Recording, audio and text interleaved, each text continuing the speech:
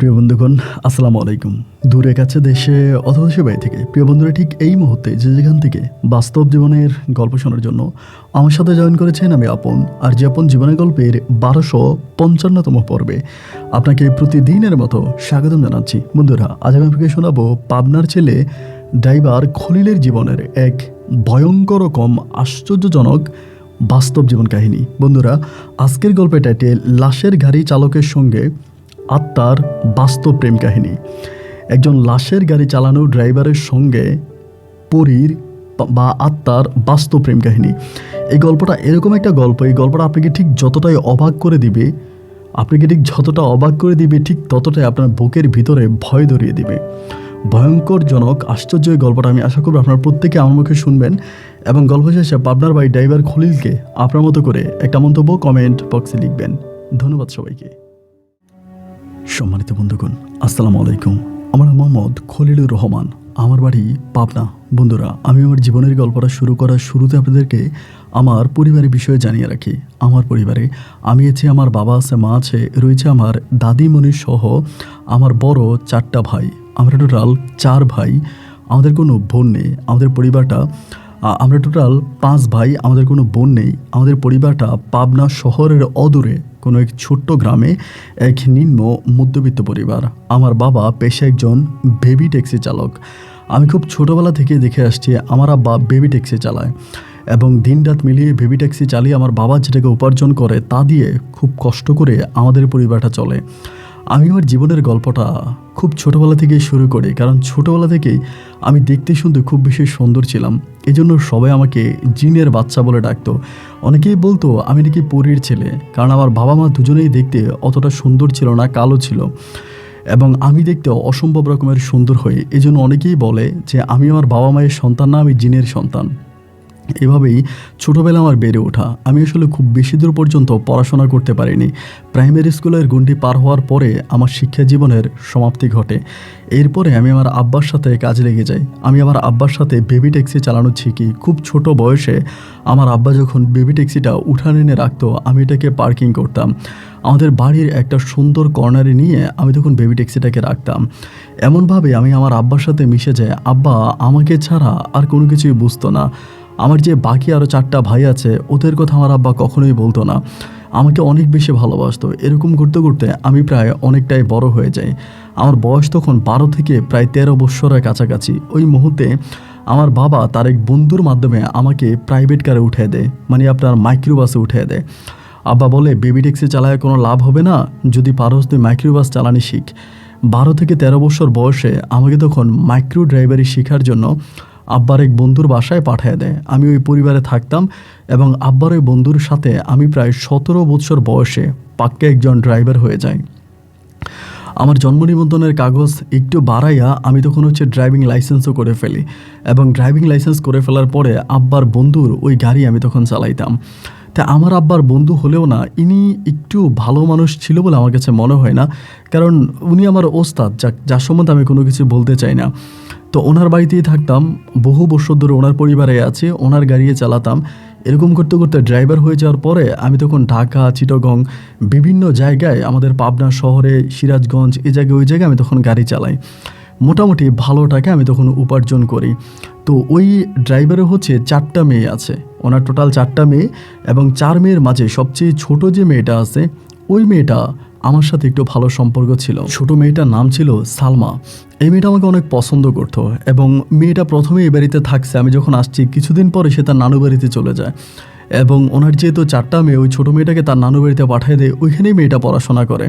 তো কয়েক মাস ধরে মেয়েটা আসছে, আমি তখন পুরোপূর্ণভাবে ড্রাইভার। আমাকে দেখে বলে, আগে তো আপনি হেল্পার ছিলেন, এখন ড্রাইভার হয়ে গেলেন। এরকম করে আমার সাথে একটু একটু করে মিশার জন্য চেষ্টা করে। এইভাবে অল্প সময়ের মাঝে আমার ওই আব্বার ওই বন্ধুর ছোটো মেয়ে সালমার সাথে তখন আমার একটা সম্পর্ক হয়ে যায়। এই সম্পর্কটাকে বলতে পারেন একটা ভালো লাগা, ভালোবাসার সম্পর্ক। এখানে অনেক কাহিনী আছে, আমি ওইদিকে না যেয়ে আমি মূল গল্পে ফোকাস দেই। একটা পর্যায়ে দেখা যায় সালমার সাথে আমার একটা প্রেম হয় এবং প্রেম ভালোবাসা হওয়ার পরে আমি সালমার মাধ্যমে তার পরিবারকে বিয়ের প্রস্তাব পাঠাই যে আমি সালমাকে বিয়ে করতে চাই। তো এখন দেখা যায় যে সালমার একদম বড় যে বোনটা আছে, ওই বোনের বিয়ে হয়েছে। এরপরে যে 2টা আছে, 2টার বিয়ে হয় নাই এবং সালমা 3 নাম্বার। তো এই মুহূর্তে তো সালমাকে আর আমার কাছে বিয়ে দেবে না, কারণ বড় 2 বোন বাকি রেখে তো আর আমার কাছে বিয়ে দেবে না। এভাবে 1 দিন 2 দিন 3 দিন আমি ওদের পরিবারে থাকতাম, এবং যেহেতু আমি প্রেমের প্রস্তাব দিয়ে ফেলে বিয়ে করার কথা বলি, একটা পর্যায়ে ওর বাবা আমাকে ওদের বাড়ি থেকে বের করে দেয়। আগে আমি ওদের বাড়িতে থাকতে পারতাম, এখনও ওদের বাড়িতে থাকি না। ওর বাবা আমাকে ফোন দিয়ে আইনা গাড়ি আমার কাছে দেয়, আমি চালাই। এরপরে আবার গাড়ি উঠানেও নেই না, বাড়ির সীমানায়ও ঢুকে না, বাইরে গাড়ি রেখে আমাকে চলে যেতে হয়। ওদের বাড়িতে ঢোকা আমার জন্য সম্পূর্ণভাবে নিষেধ হয়ে পড়ে। তো আমি এভাবে আস্তে আস্তে করে সালমার কাছ থেকে দূরে সরে যাচ্ছিলাম। ওরা সালমাকে কোনো মোবাইল ফোনও দিত না যে আমার সাথে কথাবার্তা বলবে এবং আমাদের সম্পর্কটাকে সামনের দিকে নিয়ে যাবে। এরকম করতে করতে একটা সিদ্ধান্ত নিলাম যে আমি সালমার সাথে পালিয়ে যাব। ঠিকই একদিন ঢাকার একটা টিপ মারার সময়, মানে এয়ারপোর্টের একটা যাত্রী আনতে যাব, সেই সময় আমি রাতের বেলায় প্রায় রাত্রে 12:30টার দিকে রওনা দিই। আগে একটা ভাবির মাধ্যমে সালমাকে খবর দিয়ে রাখি যেন সালমা চলে আসে। আমি ওই ভাবির মাধ্যমে সালমাকে খবর দেব, এবং সালমাকে খবর দেওয়ার পরে সালমা সেই রাতে আমার সাথে সে গাড়িতে উঠে যায়। আরেকটা আমার যে হেল্পার ছিল, হেল্পারকে নিয়ে আমি তখন ঢাকায় গিয়ে সালমাকে নিয়ে আমি তখন চলে যাই, আর গাড়িটা হেল্পারকে দিয়ে দেই। হেল্পার তখন এয়ারপোর্টে, হেল্পার বলতে সেও একজন ড্রাইভার ছিল, এয়ারপোর্টের যাত্রী নিয়ে তখন সে এলাকাতে ফিরে। ওই মুহূর্তে আমার মোবাইল এবং সালমার মোবাইল, দুটো মোবাইল আমরা বন্ধ করে দিই। এনিমে যে আমি আমার আরেকটা পরিচিত বন্ধুর মাধ্যমে ঢাকায় একটা বাসায় আশ্রয় নিই, এবং সেখানে আশ্রয় নিয়ে আমি তখন সালমাকে বিয়ে করি। বিয়ে করে ওই বাসায় থাকতে শুরু করি। সেই মুহূর্তে আমার ওই বন্ধুর মাধ্যমে আমার একটা কোম্পানিতে চাকরি হয়, এবং সেই কোম্পানির আমি তখন গাড়ি চালাই। প্রায় 15 দিনের মতো মোবাইল ফোন বন্ধ রাখি। সালমার মোবাইলেও খুলি না, আমার মোবাইলেও খুলি না। এরই মাঝে আমরা বিবাহ বন্ধনে দুজনে আবদ্ধ হয়ে যাই। তো দেখা যায় যে আমি 15 দিন পরে আর থাকতে পারতেছিলাম না। আমার বাবার জন্য, আমার মায়ের জন্য আমার খুব কষ্ট হচ্ছিল। একদিন মোবাইল ফোন অন করি, এবং অন করার পরে আব্বার নাম্বারে কল দেই। কল দেওয়ার পরে আব্বা আমার কলটা রিসিভ করে শুধু এটাই আমাকে বলে যে তোকে গাড়ি চালানো শিখিয়েছে, যে তোর ওস্তাদ, তুই তার সাথে বেইমানি করছিস, সুতরাং তোর জীবনে অনেক ভয়াবহ কিছু অপেক্ষা করছে, যেটা তুই কখনো কল্পনাও করতে পারবি না। এটাই মনে হয় শেষ পর্যন্ত আমার জীবনে ঘটেছে। আব্বার ওই অভিশাপটাই মনে হয় আমার কাজে লেগে গেছে। এরপরে আব্বা আমাকে বলল, তুই আমারে কোনোদিন কল দিবি না, আজ থেকে তুই নামের আমার কোনো সন্তান নাই, আমি তোকে আমার সন্তান হিসেবে পরিচয় দিতে চাই না, আমি তোর সাথে কোনো কথাও বলতে চাই না, তুই আমাকে এই মুহূর্তের পর থেকে আর কখনোই কল দিবি না। এরপরে আমি যতই আব্বাকে কল দিতাম, আব্বা আর আমার কল রিসিভ করতো না, এবং একটা পর্যায়ে আমার নাম্বারটা আব্বা ব্ল্যাক লিস্টে দিয়ে দেয়। এরপর থেকে আমি আর পরিবারের কারোর সাথে যোগাযোগ করি না, আমি আমার পরিবারেই থেকে যাচ্ছি। আর সালমা খুবই পাষাণ প্রকৃতির একটা মেয়ে ছিল, ওর পরিবারের কারোর সাথে খুব বেশি কথা বলতো না। মানে মাঝে মাঝে ওর দুঃসম্পর্কের একটা ভাবি আছে, ওনারে ফোন দিয়ে কথা বলতো, ওর বাপ মায়ের কিন্তু কল দিত না।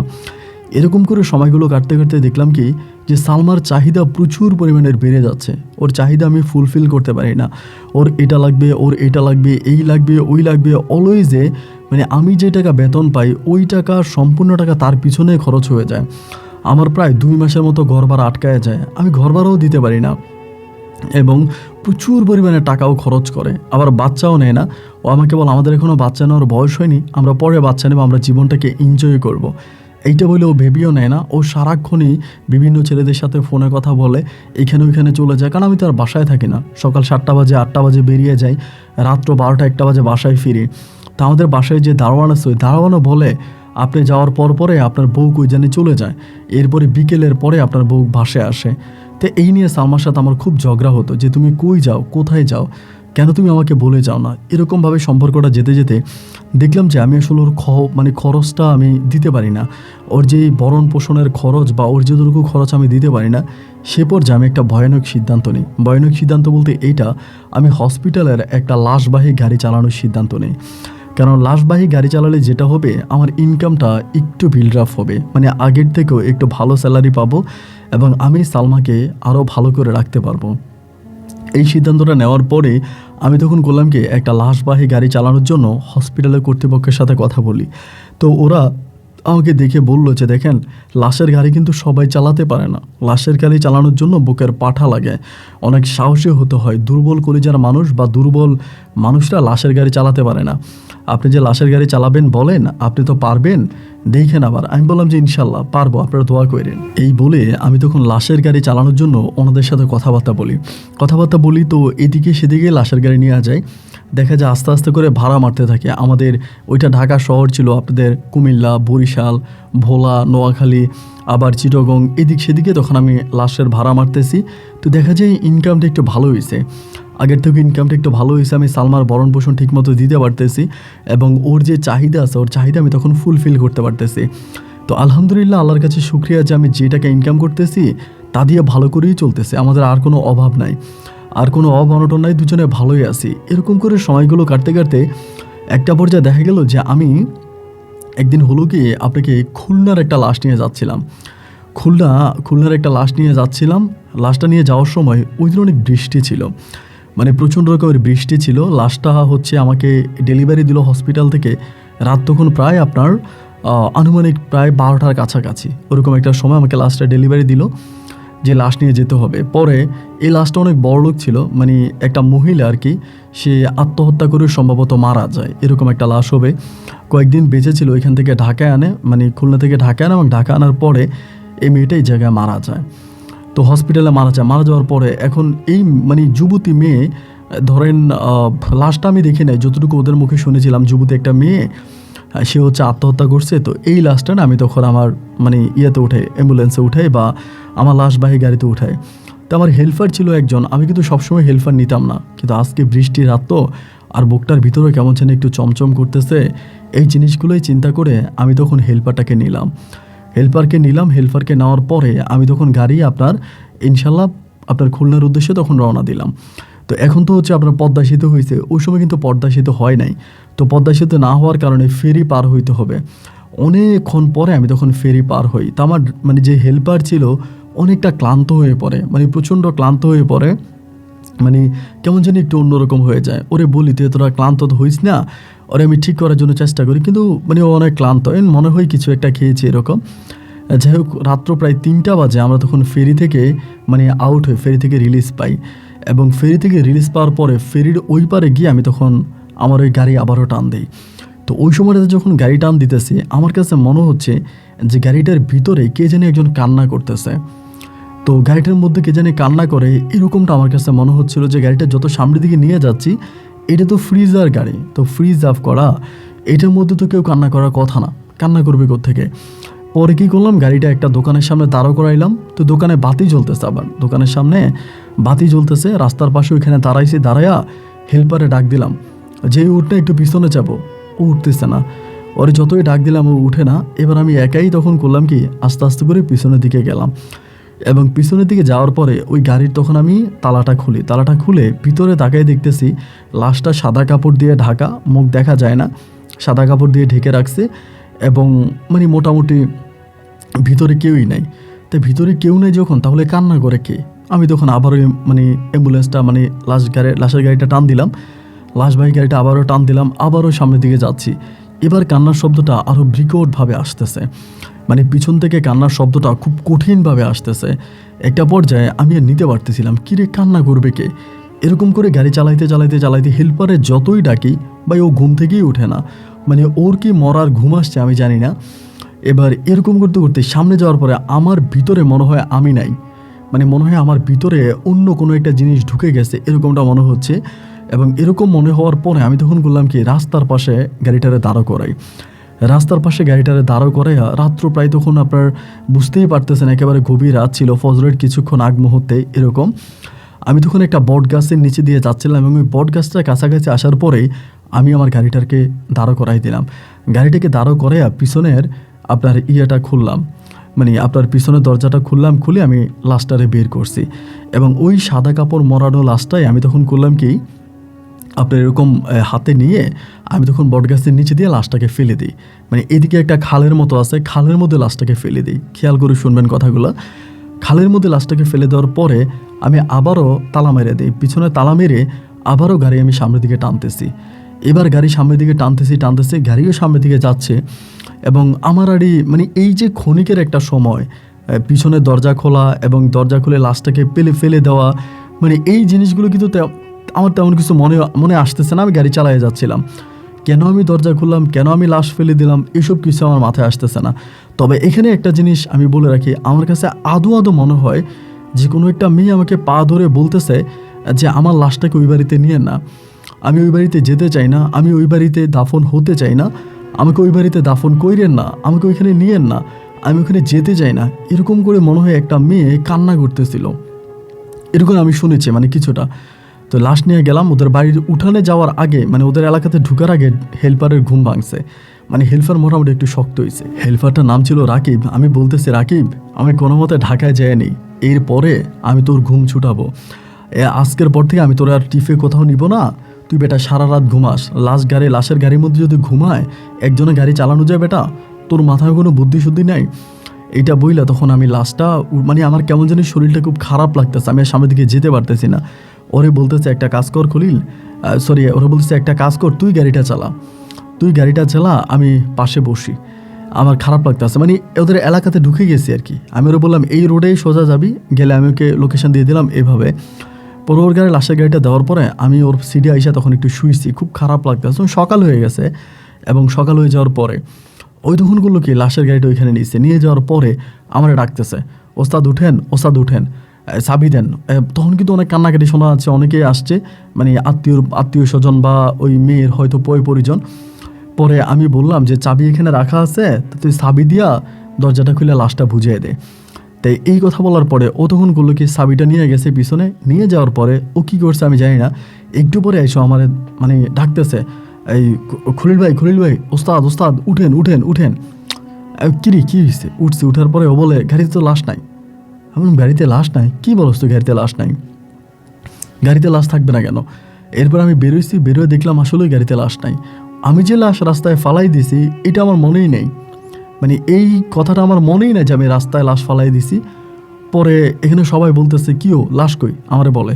আমি বললাম লাশ তো গাড়িতে ছিল, নাকি ওরা গাড়িতে উঠায় নাই। পরে মেয়ের যে পরিবার ছিল তাদেরকে ফোন দেওয়া হয়েছে, তারা তখনও আসতেছে, তারা পিছনে গাড়িতে আসতেছে বাসে করে। তারা বলে না আমরা তো লাশ উঠে দিছি, ড্রাইভারের লাশ তালা মারছে। দেখেন আমার বলে লাশ কই, এই কথা আমি তখন বললাম যে লাশ কই আমি তো জানি না। এই কথা বলার পরে এলাকার লোকজন আমাকে ওইখানে বাইন্দা ফেলে, মানে জায়গার মধ্যে বাইন্দা বলতেছে লাশ কই বল।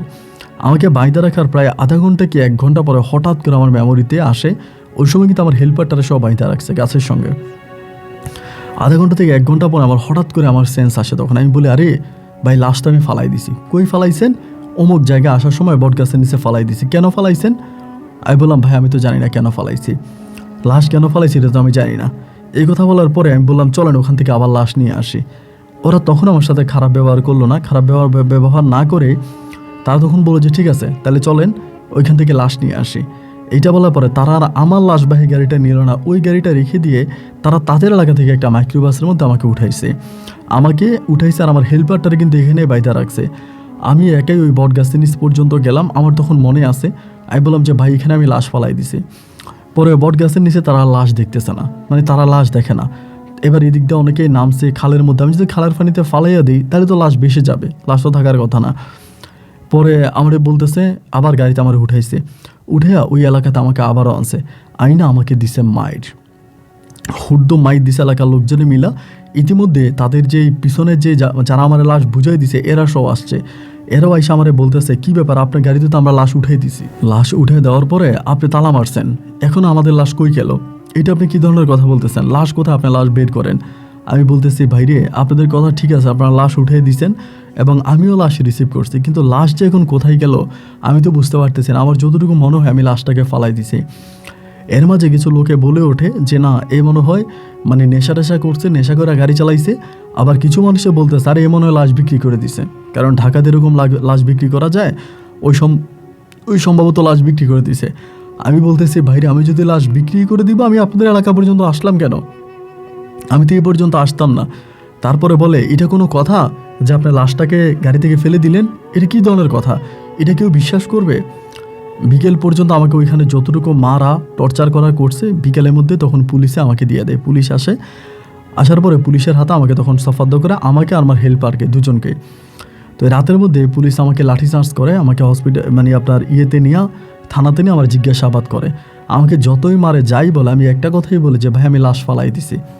এখন ওনারা বারবার বলতেছে লাশ ফালাই দিলেন কেন, মানে লাশ কেন ফালাইছিস? তো লাশ যে আমি কেন ফালাইছি এইটা আমি বলতে পারি না, আমি কেন লাশ ফালাই দিছি এর কোনো ব্যাখ্যা আমি দিতে পারি না, শুধু আমি এটাই বলতেছি আমি লাশ ফালাই দিছি, আমার কাছে লাশ নাই। আমি লাশ ফালাই দিছি। আমার সাথে ওরা বকাবাদ্য করতেছে, ঝামেলা করতেছে। এভাবে প্রায় 1 মাসের মতো আমাকে থানা হাজতে আটকায় রাখে। আমাকে কোর্টেও চালান করে না, কোথাও পাঠায়ও না, থানার ভিতর আমাকে 1 মাসের মতো আটকায় রাখে এবং 1 মাস আমার উপরে বর্বর নির্যাতন করে, অনেক মারে আমাকে। এবং মারার পরে 1 মাস পরে আমি তখন হচ্ছে এখান থেকে আমাকে বের করে দেয়, মানে থানা থেকে আমাকে বের করে দেয় যে আমি তো কিছুই বলতেছি না, আমাকে যতই মারে যতই করে। আমি দিন শেষে একটা কথাই বলি যে আমি তো লাশ আনছি, লাশ আমি ফালাই দিছি। 1 মাস পরে মনে হয় অসির দয়া লাগে, উনি আমাকে ছেড়ে দেয়। আমি তখন আমাকে ছেড়ে দেওয়ার পরে এর আগে আমার হেল্পারটাকে ছেড়ে দেয়, 10 দিন পর আমার হেল্পারটাকে ছেড়ে দেয় এবং 1 মাস পর আমাকে তখন থানা থেকে ছেড়ে দেয়। থানা থেকে ছেড়ে দেওয়ার পরে আমি তখন হচ্ছে আমার এলাকাতে যাই, মানে এলাকা বলতে আমি ঢাকাতে যাই। এবং ঢাকাতে যাওয়ার পরে আমি জানতে পারি আমার বউ, মানে বাসায় তালা মেরে আমার বউ চলে গেছে। এখন কোথায় চলে গেছে এটা তো আর জানি না। ওর নাম্বারে কল দেয়, নাম্বারও বন্ধ, ওই নাম্বারও আমি আর লাইন পাই না। নাম্বারে বারবার কল দিতেছি, বন্ধ বন্ধ বন্ধ। পরে আমি আমার এলাকাতে খবর নেই এবং এলাকাতে খবর নিয়ে জানতে পারি ও বাসায় তালা মেরে ও বাড়িতে চলে গেছে। শুধু বাড়িতেই যায় নাই, যেদিন ও এলাকাতে গেছে তার 3 দিন পর ওর বাবা ওকে অন্য কোথাও বিয়ে দিয়ে দেয়, মানে সালমাকে। এবং যখনই জানতে পারলাম ওর বিয়ে হয়েছে, আমার কাছে মনে হয় তখন আমার মাথায় আসমানটা ভেঙে পড়লো যে এটা কেমন কথা। মাত্র 1 মাস আমি ছিলাম না, ও তো পারতো আমার খোঁজ খবর নিতে, আমি কোথায় কোন কোম্পানির গাড়ি চালাই এটাও তো জানতো। এবং ওই হসপিটালে গিয়া প্রয়োজন ও আমার থানায় যাইতো, ওইটা না কইরা ও গ্রামে চলে গেল এবং গ্রামে গিয়ে ও বিয়ে করে ফেলছে। এটা কি ধরনের কথা? একটা মানুষ এতটা পাষাণ কি করে হতে পারে? তখন ভিতরে অনেক কষ্ট জমে গেছিল যে না, এই মেয়েটা আসলে আমাকে ভালোবাসে নাই। যদি আমাকে ভালোবাসতো তাহলে ও আমার সাথে এইভাবে বেইমানি করতে পারতো না। শুধুমাত্র ওর চাহিদা মেটানোর জন্য, ওর ভোগ বিলাসা মেটানোর জন্যই আমি এই লাশের গাড়ি চালাইতাম। এই লাশের গাড়ি চালাইতাম, আজ এই লাশের গাড়ি চালাইয়া আমি আমার জীবনের এই পর্যায়ে আসছি বা আমার জীবনে এত বড় অঘটন ঘটে গেল। কোথায় না সে আমাকে সান্ত্বনা দিবে, আমাকে ভালোবাসবে, আমাকে ভালোবাসার কথা বলবে, আমাকে হসপিটালে, আমাকে ওই থানা থেকে ছুটে আনবে, এইটা না করে বাসায় তালা মেরেও তার বাপের বাড়িতে চলে গেছে। কিন্তু এরকম টাইপের মেয়ে তো আর হতে পারে না। আমি তখন অনেকটা কষ্ট পাই এবং কষ্ট পেয়ে আমি তার কাছে আর ফিরে যাই না, মানে সালমার কাছে ফিরে যাই না। না গিয়ে আমি এখানে হচ্ছে নেশা করতে শুরু করি। 1 দিন 2 দিন 3 দিন 4 দিন নেশা করতেছি। নেশা করতে করতে আমি পুরো নেশার জগতে ঢুকে যাই। এরকম করে সময়গুলো কাটতেছে। ওই মেয়ের পরিবারে কিন্তু আর আমার সাথে কোনো রকমের যোগাযোগ করে নাই। বা আমি পরে যেটা জানতে পারছি যে থানা থেকে যে ওসি আমাকে ছেড়ে দিছে, এটা নিয়েও তারা অনেক ঝামেলা করছে। মানে ওই মেয়ের পরিবারে অনেক ঝামেলা করছে, মেয়ের ভাইটাই যারা আছে তারা অনেক ঝামেলা করছে। ওসি কেন আমাকে ছেড়ে দিল, এটা তো মামলাধীন অবস্থায় ছিল।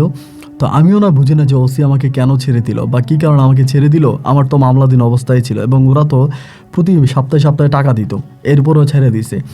যাই হোক, ছেড়ে দেওয়ার পর আমি তখন এখানে চলে আসি। আসার পরে একবার যে আমি সিদ্ধান্ত নিলাম যে আমি আর লাশের গাড়ি চালাবো না। তখন আমি মানে নেশা করতাম, নেশা করতে করতেই তখন এয়ারপোর্টের যাত্রীর, মানে এয়ারপোর্টের ভাড়া মারতে শুরু করলাম। এয়ারপোর্টের একটা ট্যাক্সি, মানে একটা ট্যাক্সি কোম্পানির আন্ডারে তখন একটা চাকরি নিলাম এয়ারপোর্টে। তো এয়ারপোর্টে আমি তখন যাত্রী নিয়ে যাইতাম, এদিক সেদিক বিভিন্ন সাইডে আমি তখন যাত্রী নিতাম, কারণ আমি হাইওয়ে রোডে অনেক ভালো গাড়ি চালাতে পারি। তো ওখানকার রাস্তা আমি চিনি। একদিন হলো কি, বিকেল 4টার দিকে একটা যাত্রী পাইলাম। এটা হচ্ছে সিলেটের যাত্রী, সৌদি আরব থেকে আসছে, সিলেট যাবে। পরে আমার পাসপোর্টের, আমার কি বলে ড্রাইভিং লাইসেন্সের ছবি টবি, গাড়ির ছবি টবি সব কিছু উঠে ওইখানে কারে পাঠাইছে। পাঠিয়ে ওই লোকটারা আমি তখন উঠাইছি, একজন ভদ্রলোক ওনারে উঠাইছে। উঠে আমি তখন সিলেটের উদ্দেশ্যে রওনা দিছি। তো এখনকার সিলেটের রাস্তাঘাটগুলো মোটামুটি আগের থেকে একটু ভালো, বাট সেই সময় আরও খারাপ ছিল। তো অনেক ভাঙা রাস্তা দিয়ে কোনো রকমে আমি গেছি। যাইয়া ওনারে প্রায় আপনার রাত্র 3টার দিকে ওনারে আমি নামাই দিছি। 3টার দিকে ওনার এলাকাতে ওনাকে নামাই দিছি। এবং নামাই দেওয়ার পরে লোকটা আমারে বলতেছে, রাস্তাঘাট তো ভালো না, একটা কাজ করেন, আজকে রাতে আমার বাসায় থাইকা যান, দিনের আলো ফুটলে পরে যাইয়েন। আমি বললাম যে না ভাই, চলে যাব, এয়ারপোর্টের গাড়ি চালাই, তা সবসময় তো এরকম ভাড়ার মধ্যেই থাকি, রিক্সের মধ্যেই থাকি, সমস্যা নাই, আপনি বিদেশ থেকে আসছেন, আপনি রেস্ট করেন, আমি যেতে পারবো। এই বলে লোকটার কাছ থেকে বিদায় নিয়ে আমি তখন আবারও আমার গাড়ি ঘুরে ঢাকার অভিমুখে রওনা দিলাম। এবার ঢাকার অভিমুখে যখন আমি যাচ্ছিলাম, যেতে যেতে আমার একটা রাবার বাগানের কথা মনে আছে। একটা রাবার বাগান পার হওয়ার পরে এই ডান পাশে কিছু বাড়িঘর আছে এবং বাম পাশে হচ্ছে একটা কুচি, মানে পাহাড়ের কুচি। আমার মনে হলো যে পাহাড়ের কুচি থেকে একটা মেয়ে উঠে আসছে ব্যাগ হাতে করে, মানে নিচ থেকে উঠে আসতেছে এরকম, এসেই মানে আমার গাড়ির সামনে আমাকে মানে সিগন্যাল দিল। তাই সিগন্যাল দেওয়ার পর আমি তখন গাড়িটা দাঁড়া করাইলাম। আমি কিন্তু ভয় পাইতেছিলাম, যে কারণ সিলেট রোডে ডাকাতি হয়, কিন্তু ভাবলাম যে আবার কোনো ডাকাতের কবলে পড়ি কিনা। এরপরও যেহেতু এই পাশে বাড়িঘর আছে, ডাকাত বসলেও তো আর এখানে বসবে না, যেহেতু পাশে বাড়িঘর আছে। আমি তখন থামাইছি। থামানোর পরে দেখলাম যে খুবই সুন্দরী একটা মেয়ে, খুবই রূপসী একটা মেয়ে। আমি বললাম যে কী ব্যাপার, সিগন্যাল দিলেন কেন? আমাকে বলে ভাইয়া কোথায় যাবেন? আমি বললাম আমি তো ঢাকায় যাব। বলে আমাকে একটু নিয়ে যাবেন? আমি বললাম যে নিয়ে যাবেন বলতে আপনি কোথায় যাবেন? বলে আমি আমার বোনের বাসায় যাব। তাই আমি বললাম আপনার বোনের বাসা কোথায়? বলে ঢাকাতে, আপনি আমাকে ঢাকা সিটির মধ্যে যে কোনো জায়গায় নামাই দিলে হবে। তো এই মেয়েটাও দেখতে শুধু খুব সুন্দরী ছিল। চিন্তা করলাম রাতের বেলায় আমি তো একাই যাব, তাই আমি বললাম ভাড়া দিবেন? বলে হ্যাঁ ভাই ভাড়া দিব। বললাম কত দিবেন? বলে 500 টাকা দিব। তাই আমি চিন্তা করলাম ফাও যদি 500 টাকা পাই তো খারাপ কি, আমি তো খালি ঢাকা পর্যন্ত যাব। এরপরে মেয়েটারা তখন উঠাইলাম, উঠানোর পরে আমি গাড়ি টান দিলাম। তাই গাড়ি টান দেওয়ার পরে মেয়েটা পিছনের সিটে বসছে এবং বসে বসে কান্না করতেছে, মানে হুফিয়ে কান্না করতেছে। প্রাইভেট কার ছিল তো, ওই যে ট্যাক্সি যেগুলো এগুলা। পরে কান্না করতেছে দেখে আমি বললাম কী ব্যাপার, কান্না করতেছেন কেন গাড়ির মধ্যে বৈশা? পরে বলতেছে ভাইয়া আপনি চালান, আমি একটু কাঁদি, আমার মনটা একটু হালকা হোক। পরে আমি বললাম যে কেন কাঁদতেছেন? আপনি যদি আমাকে ভাইয়ে ডাকছেন তা ভাইয়ের কাছে বলেন কেন কাঁদতেছেন। তাই মেয়েটা আমার বলতেছে যে কিছুই না, আমার কপাল খারাপ, ভাগ্য খারাপ, এই জন্য কান্না করতেছি। আমি বললাম কেন, কপাল আর ভাগ্যের কী হলো আমাকে খুলে বলেন। পরে বলতেছে সৎমায়ের অত্যাচারে ঢাকায় যাচ্ছি, জানি না ঢাকায় কোথায় যাব। আমি বললাম ও মা কী বলেন এটা, আপনার ঢাকায় কোথায় যাবেন আপনি জানেন না? আপনারা বললেন যে আপনার বোনের বাসায় যাবেন। বলে এটা না বললে তো আপনারা আমাকে গাড়িতে উঠাইতেন না। আসলে মূলত ঢাকা আমার কোনো আত্মীয় স্বজন নাই, আমার কোনো বোনও নাই। আমার সৎমা আমাকে অত্যাচার করে, আমাকে মারে, আমার গায়ে হাত তোলে, শুধু সৎমায়ের অত্যাচার থেকে বাঁচার জন্য আমি ওখান থেকে পালাই আসছি। পরে আমি বললাম যে এটা কোনো কথা বললেন আপনি? আপনি কোথায় যাবেন তার কোনো ঠিকানা আপনার জানা নাই? বলে না ভাইয়া তার কোনো ঠিকানা আমার জানা নাই। তো গাড়ির মধ্যে মেয়েটা কান্না করতেছে। আমি তখন কিছু আর বলি না। এবার আস্তে আস্তে করে গাড়ি চালাইতে চালাইতে দিনের আলোতে তখন আমি ঢাকায় পৌঁছাই। ঢাকায় আসার পর আমি মেয়েটারে বললাম যে আপনি কোথায় নামবেন? আমার বলে ভাইয়া যে কোনো একটা জায়গায় আমাকে নামায় দেন। তা আমার ভিতরে মনে হলো আরে যে কোনো একটা জায়গায় মেয়েটারে নামাই দিব। এখন এইরকম একটা যুবতী মেয়ে, দেখতে শুনতে এতটা সুন্দরী, এখন যে কোনো একটা বিপদ তো হয়ে যেতে পারে এবং এই মেয়েটা আগে পরে একটা খারাপ লাইনে চলে যাবে। একটা খারাপ লোকে যদি ধরতে পারে তা মেয়েটারে খারাপ জায়গায় বিক্রি করে দিবে। তা এটা চিন্তা করে আমি তখন করলাম কি, আমি বললাম আপনি তো আমাকে ভাই ডাকছেন, কিছু না মনে করলে আমি কি আপনার জন্য থাকার একটা ব্যবস্থা করতে পারি? আপাতত আপনি থাকেন, এরপরে পরিবারের সাথে যদি সব কিছু ঠিক হয় পরিবারে ফিরে যাবেন। পরে যে না আপনি আমাকে কোথাও নিতে হবে না, এখানে নামাই দেন। পরে আমি বললাম ধুর এটা কি বলেন, এই সময় আমি আপনাকে এখানে নামাই দিব, আপনি তো বিপদে পড়বেন, চলেন আমার সাথে চলেন। একরকম জোর জবস্তি করে মেয়েটারে আমি তখন আমার বাসায় নিয়ে গেলাম। আমার ওয়াইফ চলে যাওয়ার পরে আমি ওই বাসার মধ্যেই কিন্তু থাকতাম, নেশা টেশা করতাম, বাসায় থাকতাম। তো মেয়েটারে যখন আমি বাসায় নিয়ে যাই, যাওয়ার পরে মেয়েটা আমার বলতেছে যে ভাইয়া বাসার এই অবস্থা কেন? আবার আমার ওয়াইফের কিছু জামা কাপড় আছে, বলে এটা কি জামা কাপড় মেয়েদের, বাসার এই অবস্থা? মানে আমি নেশা টেশা করতাম তো, মানে থুতু ফেলতাম ফ্লোরে, খুব বাজে একটা অবস্থা। আমি বললাম এটা আপনি পরিষ্কার করেন, পরিষ্কার করে আপাতত আপনি থাকেন। এই বলে আমি তখন আমার রুমে গিয়ে ঘুমিয়ে গেছি, মানে দরজা আটকে ঘুমিয়ে গেছি। প্রায় বিকেলের দিকে আমার ঘুম ভাঙছে, প্রায় মাগরিবের কিছুক্ষণ আগে। পরে উঠে হাত মুখ দিয়ে আমি মানে বের হইলাম, বেরোয় বলতেছি কী ব্যাপার আপনার খান নাই? বলে না আমি কোথায় খাবো, আমি তো এখানকার কিছু চিনি না। তাই আমিও চিন্তা করলাম ধুর এটা একটা কাজ করলাম, একটা মেয়ের এনে ঘরের মধ্যে আটকে রাখলাম, অ্যাটলিস্ট তারা খাবার পর্যন্ত দিলাম না, এটা কোনো কথা?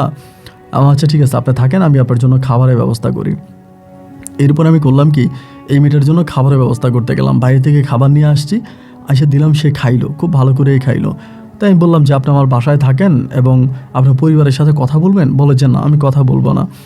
তো এরকম করে আমার ঘরের মধ্যে থাকতেছে, কিন্তু এই মেয়েটার চাল চলন আমার কাছে কেমন যেন একটু অস্বাভাবিক মনে হতো, মানে একটু অস্বাভাবিক মনে হতো, স্বাভাবিক মানুষের মতো ওর চলন বলন ছিল না। এইভাবে আমার বাসায় সে প্রায় 1 সপ্তাহের মতো থাকে এবং প্রতিদিন আমাকে বলে আমাকে একটা কাজ দেন, আমি একটা কাজে যাব, একটা কাজ করব, আপনার বাসায় কতদিন থাকবো বা আপনি আমাকে কতদিন রাখবেন, আমার নিজের কাছেও লজ্জা লাগতেছে, এইভাবে আপনার উপর খেতে আর ইচ্ছে করতেছে না, আমাকে একটা কাজের ব্যবস্থা করে দেন। আমি এটারে বারবার একটা কথাই বলতেছি যে এটা ঢাকা শহর, এখানে কাজ পাওয়া এত সহজ নয়, আর কাজ পাইলেও এখানে কাজ করতে পারবা না।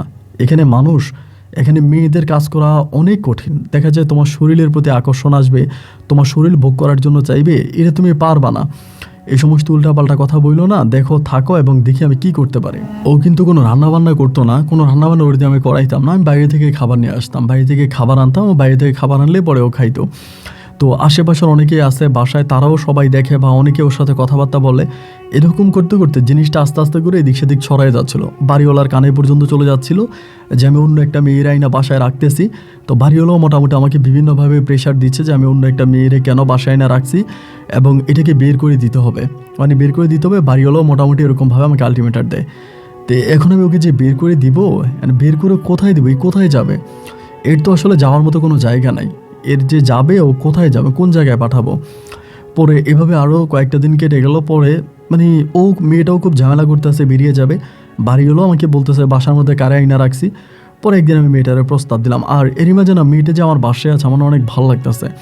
আমি নেশা করাও ছেড়ে দিয়েছি, বা আমার বুকের ভিতরে যে একটা কষ্ট ছিল এটাও অনেক অংশে লাঘব হয়েছে, মানে অনেকটা দূর হয়ে গেছে।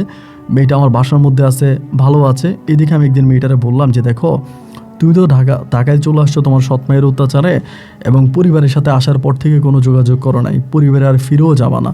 তো আমি তোমাকে একটা কথা বলি, মেয়েটার নাম ছিল মায়া। তা বলে মায়া একটা কথা বলি, আমি তোমাকে এখানে রাখছি, বাড়ি হলো অনেক ঝামেলা করতেছে, বলে আপনি আমাকে বের করে দেন।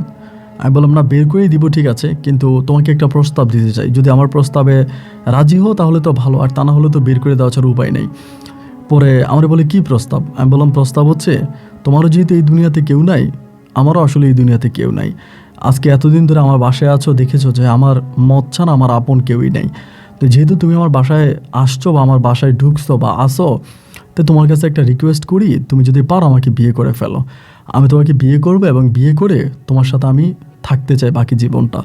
পরে মেয়েটা আমাকে বলে, আপনি জানেন যে আমার পায়ের নিচে মাটি নেই, মাথার উপরে আসমান নাই, এরকম ছন্ন ছাড়া একটা মানুষকে আপনি বিয়ে করবেন? আমি বললাম, ছন্ন ছাড়া কেন বলতেছো? এখন তুমি তো আসলে একটা বিপদেই আসো, তা ঠিক আছে আমি বিয়ে করবো, আমি তো বলি নাই যে আমি তোমাকে বিয়ে করবো, তুমি যদি রাজি থাকো, মানে খুব একটু ইয়ে দিয়ে বললাম। পরে মেয়েটা বলতেছে, আচ্ছা ঠিক আছে, যদি আপনি আমাকে বিয়ে করেন তাহলে আমার কোনো আপত্তি নাই, আমার কোনো আপত্তি নেই। তো আচ্ছা ঠিক আছে। পরে আমি তারে বললাম যে আমি কি, মানে ওরে বললাম তুমি কাজী অফিসে যাবা? পরে আমার কাছে বলে, আমার তো কোনো ডকুমেন্ট নাই, আমি তো বাসা থেকে কোনো কাগজপত্র নিয়ে বেরোই নাই, কোনো আইডি কার্ড আনি নাই, কোনো জন্ম নিবন্ধনের কাগজ আনি নাই, তাইলে আপনি আমার কেমনি বিয়ে করবেন? আমি বললাম, তাইলে আমরা একটা হুজুর ডেকে বিয়ে করি। মেয়ে বলো আচ্ছা ঠিক আছে। পরে আমি বাসার মধ্যে একটা হুজুর আনি, আমার বাড়িওয়ালারে সহ রাখি, আমার বাড়িওয়ালারে রাখিয়া আশেপাশের ফ্ল্যাটের আরও 2-4 লোক রাখা, সবার মোকাবেলা আমি তখন এই মায়া, মেয়েটার নাম ছিল মায়া, মায়ের আমি তখন বিয়ে করি। এবং বিয়ে হয়ে যাওয়ার পরে ও তখন মাশাআল্লাহ আমার ঘরে থাকতেছে, রান্নাবান্না থেকে শুরু করে বাসা দেখাশোনা করার সমস্ত কাজবাজও করে। মানে ও প্রচুর পরিমাণ আর আমার উপরে কেয়ারিং, মানে অনেকটা যত্নশীল। আমি কখন খাইছি কখন খাই নাই, এবং মানে প্রচুর পরিমাণ আমাকে আদর যত্ন করে, ভালোবাসে। আমাকে কোনোভাবে এক বিন্দু পরিমাণে টেনশন করতে দেয় না। আমার আগের বউ সালমার জন্য যদি আমি কোনোভাবে টেনশন করি, ও বুঝে যায়। ওই সে আমাকে বলে, এত টেনশন করতেছো কেন, এত টেনশন করো না, সব কিছু ঠিক হয়ে যাবে, আল্লাহ যা করে ভালোর জন্যই করে। এবং একটা বিষয় ওকে দেখতাম কেন, কখনো বাসা থেকে বের হইতো না, মানে ওর সাথে কেউ দেখা করলে বাসার মধ্যে গিয়েই দেখা করা লাগতো। ধরেন ওরে যদি মাঝে মাঝে বলতাম যে বাসায় এইভাবে বসে থাকো না, আজকে তো আমার ছুটি আছে, তা চলো বাইরে থেকে একটু ঘুরে আসি, বাইরের দিকে যাই, ওই ডিরেক্টলি বলতো যে না আমি যাবো না। মানে দিনের আলোতেও মোটেও বেরোইতো না, যদিও রাতের বেলায় একটু একটু বেরোইতো, জাস্ট বাসার সামনে টামনে বা বড় জোরের সাথে, এতটুকুই। এর বাইরে ওকে আমি আর বের করতে পারতাম না। এর বাইরে কোথাও নিতে যাওয়ার চেষ্টা করলেও বেরোতে চাইতো না, যতই বলতাম চলো যেতে চাইতো না। তো আমি ওরে বলতে চাইতাম, আমার পারিবারিক অনেক বিষয় ওকে জানাইতাম, যে আমার আব্বা আম্মা বা এরা আমার সাথে এগুলো করছে, তো আমাকে মন খারাপ করতো না বা কোনো কিছু বলতো না। এরকম করে হলো কি, একদিন হচ্ছে আপনার দিনের বেলায় আমি গাড়ি চালায় আসছি, তখন প্রায় বিকেলে 4:30টার মতো বাজে। এই কথাটা খেয়াল করে শুনবেন, 4:30 বাজে ও আমারে বলতেছে তাড়াতাড়ি রেডি হও, গ্রামে যাও। 4:30 বাজে। আমি তখন বললাম, কেন গ্রামে যাব কেন? বলে, মনটাকে শক্ত করো, তোমার আব্বা মারা গেছে। মানে আমার আব্বা মারা গেছে এটা শুনে তখন আমি মানে কান্না করে দিলাম, কি বলো তুমি? বলে, তোমার আব্বা মারা গেছে, 12টা বাজে, মাটি দিয়ে ফেলবে, রাতের মধ্যে তুমি রওনা দাও। তা আমি বললাম, তুমি যাবা? বলে, না আমি যাবো না। তো আব্বার ওই মৃত্যুর কথা শুনে আমি তখন দিশেহারা হয়ে গেলাম, এবং সাথে সাথে আমি তখন আমার বাড়িতে যাওয়ার জন্য, পাবনা যাওয়ার জন্য রেডি হইলাম। রেডি হয়ে আমি তখন রওনা দিয়ে দিছি, গাড়ির মধ্যে কান্না করতেছি। কান্না করতে করতে পৌঁছানোর পরে দেখি ঠিক আমার আব্বা মারা গেছে, এবং আব্বাকে দাফন করে ফেলবে, ওরকম একটা প্রস্তুতি নিচ্ছে সবাই। তা আমি যেহেতু আব্বা মারা গেছে, আমি গেছি, আমার ভাইয়েরাও কিছু বলে নাই, ভাইয়েরা সবাই বিয়ে করছে, ভাইয়ের বউরাও কিছু বলে নাই, এবং মা আমার সাথে কথা বলে না।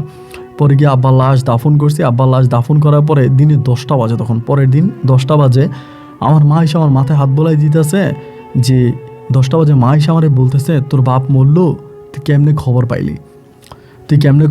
তোর বাপ মরলো, আমরা তো তোরা জানাইনি। আমার মা বলতেছে। আমি বললাম যে তুমি জানাও নাই, তা আমি জানতে পারছি। আমি যে বিয়ে করছি, ওই সালমা চলে আসার পর আমি আরেকটা মেয়ের বিয়ে করছি, আমার ওই বউ আমারে বলছে আমার আব্বা মারা গেছে। আমার মা বলে, তোর ওই বউ জানলো কেমন করে তোর আব্বা মারা গেছে? তোর ওই বউর সাথে কি আমাদের গ্রামের কারো কথা হয়?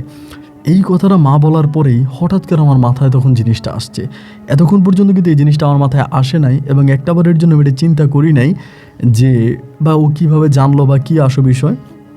এখন আমি হঠাৎ করে চিন্তা করতেছি, আরে আমার মায়ের কথা তো ঠিক, ওই কীভাবে জানলো আমার বাবা মারা গেছে।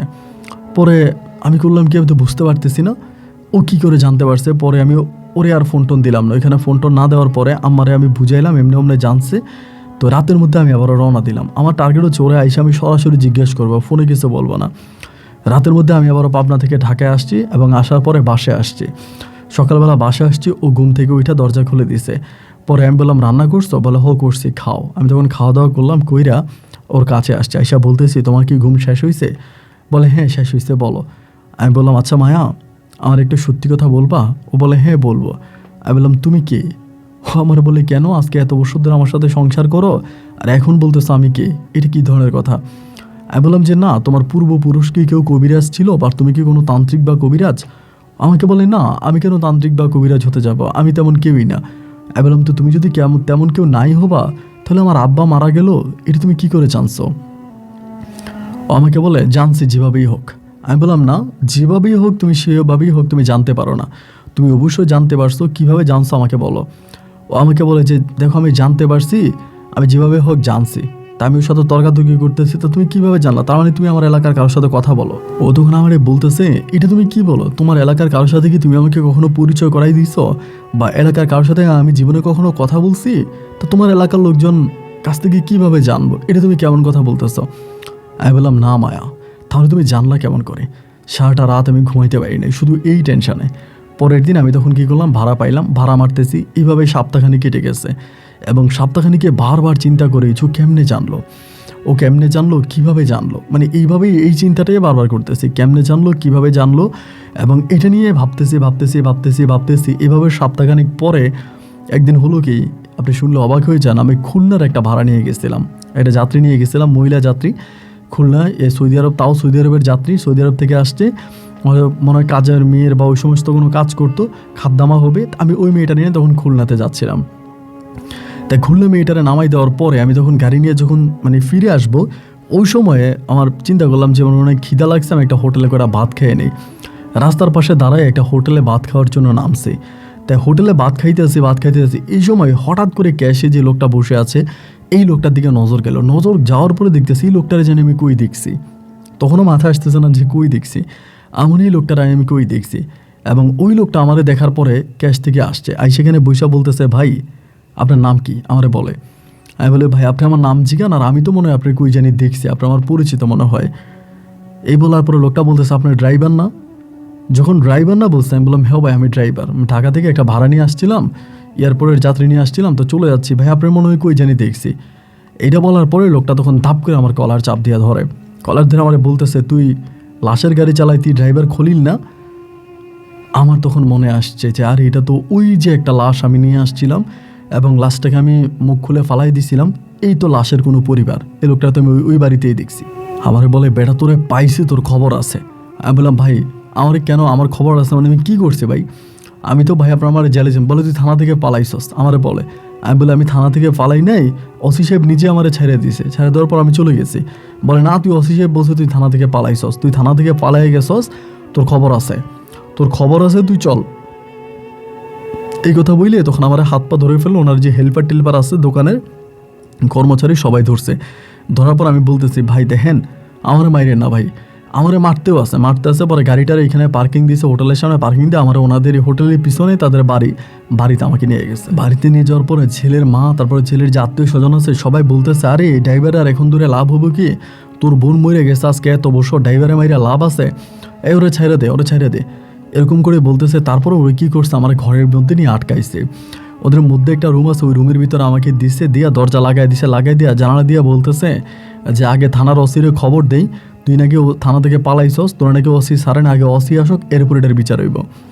এই বলে তারা তখন থানা থেকে ফোন টোন দিয়ে যোগাযোগ করে। এরই মাঝে আমি হঠাৎ করে ভাই পিছনের দিকে তাকিয়ে দেখি একটা অ্যালবামের ভিতরে প্রায় 4 জনের একটা ছবি বাঁধাই করে রাখছে।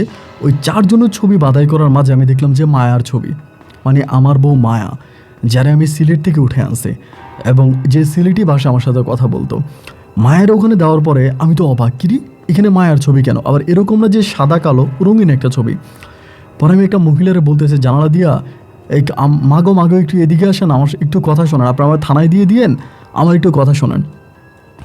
পরে ওইখান থেকে মহিলাটা আসছে, মহিলা আসার পর আমি বললাম, জিগো এই ছবিগুলো কার? এই যে চারটা ছবির মধ্যখানে এই মেয়েটা কে? বলে, এরে চিনো না? এর লাশে তো তুমি ফালাই দিছো। আমি বললাম, মানে কি বলেন এটা? বলে, ওর লাশে তো ঢাকা থেকে আনার সময় তুমি নাকি ফালাই দিছো, আর এখন ওরে চিনো না, ওরে দেখো নাই? আমি বললাম, দেখেন আপনি এইসব কী বলতেছেন? মহিলা বলে, বুঝবেন, পুলিশ আসক। এইটা বলে মহিলা তখন এখান থেকে চলে গেল। কিন্তু ভাই বিশ্বাস করেন, আমার শরীরের পশমগুলো তখন দাঁড়ায় গেছে। কী রে, যার সাথে আমি প্রায় আজকে 1 বছরের মতো সংসার করতেছি, যে আমার বিবাহিতা বউ, আবার চিন্তা করে মানুষের মতো মানুষ তো হতেই পারে, মানুষের মতো মানুষ হতে পারে না? এই অবস্থার ভিতরে থানার এক SI নিয়ে তারা তখন আমার বাড়িতে হাজির, মানে ওনার বাড়িতে হাজির। দরজা খুলছে, খোলার পরে এসে আমার কলার চেপে ধরছে। আমি বললাম, ভাই দেখেন, ওনার বোন মরে না, ওনার বোন বেঁচে আছে। এসআই বলে, কি বলস তো, ওনার বোন বেঁচে আছে, তুই কি মাল খাইছিস? আমারে বলে। আমি বললাম, স্যার আমি মাল খাই নাই, আপনার বিশ্বাস না হলে আমার সাথে আপনাদের থানার ফোর্স দেন, আমি আপনাদের থানার লোকজন নিয়ে যাই, ওর বোন বেঁচে আছে এবং এর বোন ঢাকায় আছে, আমি এর বোনকে দেখাইতে পারবো। পরে বলে, কি বলস তুই এটা, ওর বোন মরে নাই? আমি বললাম যে না, মরে নাই, আছে। আমার কথা শুনে এসআই তখন অবাক হয়ে যায়। ওর ভাই বলতেছে যে, আরে পালানোর ধান্দা করতেছে, ও পালিয়ে যাওয়ার ধান্দা করতেছে, কি আমার বোন বাইচে আছে? আমার বোন মারা গেছে আজকে এত বছর, থানা থেকে ওর ডেথ সার্টিফিকেট দিছে, আমরা লাশ উড়িয়ে দিছে গাড়িতে, আর আপনিও বলতেছেন যে ওর। আমি বললাম, দেখেন আপনার বোন বেঁচে আছে, আচ্ছা ঠিক আছে, আপনার বোন যদি মারা যায় বা আপনার বোন যদি মৃত হয়, আপনি আমার যেই শাস্তি খুঁজি সেই শাস্তি দিয়েন, আমি আপনাকে কিচ্ছু বলবো না, তবে আপনি আমার সাথে চলেন। তারপরে পুলিশে বলতেছে, ঠিক আছে আমরা আমাদের পুলিশের গাড়ি নিয়ে যাই, আপনারা খরচ দিবেন? মেয়ের ভাই বলতেছে, হ্যাঁ আমি খরচ দিব, তাহলে আপনারা চলেন। এবার পুলিশের একটা গাড়ি করে মেয়ের ভাই আর আমি আর পুলিশের কয়েকজন সদস্য মিলে তখন আমরা ঢাকায় রওনা দিলাম। ঢাকায় রওনা দেওয়ার সময় বারবার মায়ের নাম্বারে কল দিতেছি, কিন্তু মায়ের নাম্বারটা বন্ধ। ওই কিন্তু মাঝে মাঝে নাম্বার বন্ধ করে রাখে, এমনিই বন্ধ করে রাখে, ওর নাম্বার বন্ধ। আমি তখন ঢাকায় গেলাম, যাওয়ার পরে বাড়িওয়ালার নিচে নামছি, আমার এই ছবিটি কিন্তু আমি নিয়ে গেছি, যে তাদের বাসায় যে ছবিটা, 4 জনের যে ছবিটা, ওই ছবিটা নিয়ে গেছি। নিয়ে যাওয়ার পরে আমি তখন ঘরের মধ্যে ঢুকছি। ঢুকার পরে মানে ঘরে ঢুকলাম বলতে, আমি যে মানে আপনার দরজা নক করতেছি, 2-3টা নক দেওয়ার পরে আমি এই যে তালাটা এরকম মশলা দেওয়ার পরে দেখতেছি ঘরের দরজা খোলা। ঘরের মধ্যে তখন ঢুকে গেলাম এবং ঘরের মধ্যে ঢুকে দেখলাম যে ঘরের মধ্যে কেউ নেই। ঘরের মধ্যে কেউ নেই, তো আমি ভাবলাম যে ও মাঝে মাঝে কিন্তু বাজারে যায়, মানে নিচে একটু বাজারে যায় সেটা কেনার জন্য।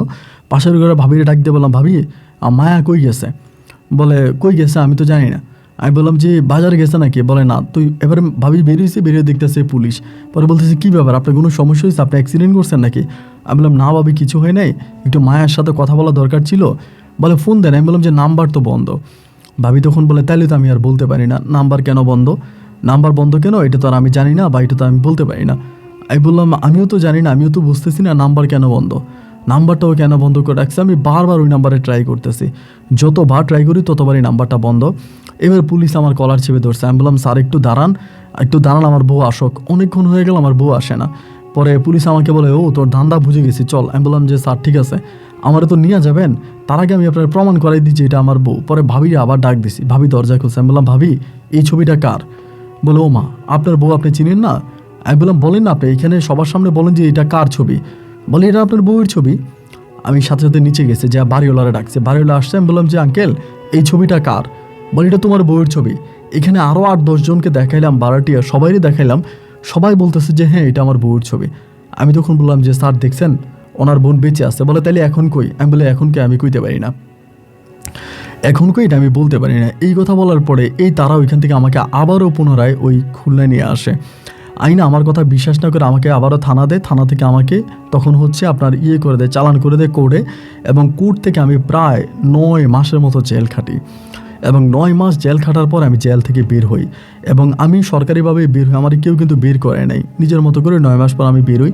বের হওয়ার পর আমি এবার চিন্তা করতেছি, কিরে প্রতিটা জায়গা আমাকে এরকম ধোকা কেন দিচ্ছে, প্রতিটা জায়গায় আমি এরকম ধোকা কেন পাচ্ছি।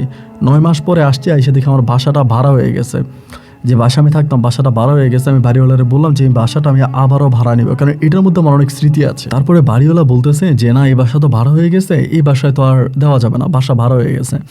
তো এই বাসাটা যখন ভাড়া হয়ে গেল, এরপর আমি তার পাশের বিল্ডিংয়ে একটা রুম ভাড়া করলাম, একটা বাসা ভাড়া করলাম। বাসা ভাড়া করে ওই আবারও চাকরি খুঁজতেছি, চলার মতো টাকা নাই। এইভাবে ঘোরাফেরা করতে করতে করতে করতে আমি আরেকটা চাকরি পাইছি, কোনো রকম আরেকটা চাকরি পাইছি। এটা হচ্ছে আপনার বাসার চাকরি, মানে বাসার চাকরি বলতে পার্ট টাইম চাকরির মতো, বেতনও কম। সকালবেলা বাচ্চারা স্কুলে দিয়ে আসা আর স্কুল থেকে নিয়ে আসা, ওই টাইপের চাকরি, কিন্তু ভাড়া মানে আপনার কম, বেতন কম। কিন্তু আমার তো আর এত টাকার দরকার নাই, আমি এইভাবে দিয়ে আসি আবার নিয়ে আসি, দিয়ে আসি নিয়ে আসি। তো এরকম করে বারবার চিন্তা করতেছি, আমি সালমারে বিয়ে করলাম, সালমা এরকম করলো আমার সাথে, মায়ারে বিয়ে করলাম, মায়াও আমাকে ছেড়ে চলে গেল, মায়া কোথায় গেল? আমি মায়ারে পাগলের মতো খুঁজতেছি ঢাকা শহরে, এই জায়গায় ওই জায়গায়, অলিতে গলিতে, যেখানে গাড়ি নিয়ে যায় সেখানে মানুষকে দেখায়, ছবি দেখায় যে ভাই এই মেয়েটারে চিনেন কিনা, কিন্তু কেউই ওরে চিনতে পারে না, মানে কেউই ওরে চিনে না। এরকম করতে করতে করতে করতে দীর্ঘ প্রায় আপনার 1.5 বছরের মতো কেটে যায়। 1.5 বছর পরে একদিন শুক্রবার ছিল, আমার মনে আছে। আমি শুক্রবার ওই দিন একটা মসজিদ, আমাদের যেই মসজিদ আছে এলাকার, ওই মসজিদে আমি তখন জিলাপি দিয়েছিলাম। জিলাপি দিয়ে হুজুরের কাছে দোয়া চাইলাম যে হুজুর, আমার মনটার ভিতরে অনেক অস্থিরতা, আমি শান্তি পাইতেছি না, আমার একটু শান্তির ব্যবস্থা করে দেন, একটু শান্তির ব্যবস্থা করে দেন। এই কথা বলার পরে তো ওই দিন রাত আমার কেটে গেল, শুক্রবারটা রাতটা কাটলো। শনিবারে রাতের বেলায় আমি সন্ধ্যা থেকে আমার শরীরটা অনেক ব্যথা করতেছে, মনে হয় শরীরটার মধ্যে পোঁচ ধরলে যেরকম, পছন্দ ধরলে যেরকম ব্যথা করে, আমি সন্ধ্যার সময় ঘুমিয়ে পড়ছি। আল্লাহর কি হুকুম, মধ্যরাতে আমি হঠাৎ করে ওই মায়ারে স্বপ্নে দেখি ও আসছে কোত্থেকে জানি, আয়সা আমাকে ডাকছে, আমি উঠছি। তো উঠার পর অনেকেই বলবে যে এরকম তো হতেই পারে, কিন্তু আপনার পুরোটা শুনলে বুঝতে পারবেন। তাই ও এসে আমাকে ডাকছে, আমি উঠছি। উঠার পরে ও আমারে বলে, তুমি কান্না করতেছো কেন? আমারে বলে। আমি বললাম, তুমি আমাকে এইভাবে ধোকা দিলা?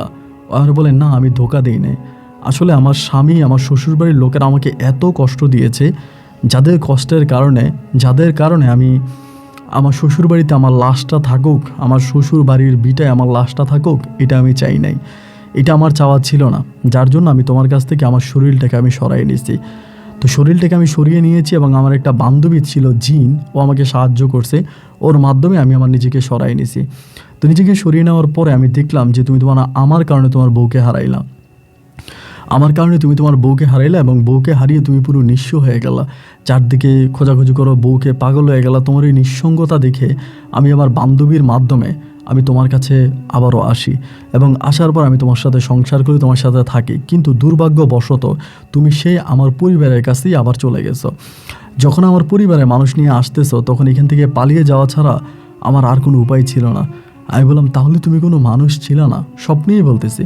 ও বলে, না আমি কোনো মানুষ ছিলাম না, তবে তুমি আমার জন্য অনেক কষ্ট করেছো, আমার জন্য অনেক ত্যাগ স্বীকার করেছো, আমার জন্য অনেক কষ্ট করেছো। আমার কিছু জমানো স্বর্ণ ছিল, যেটা আমি লুকিয়ে রাখছিলাম।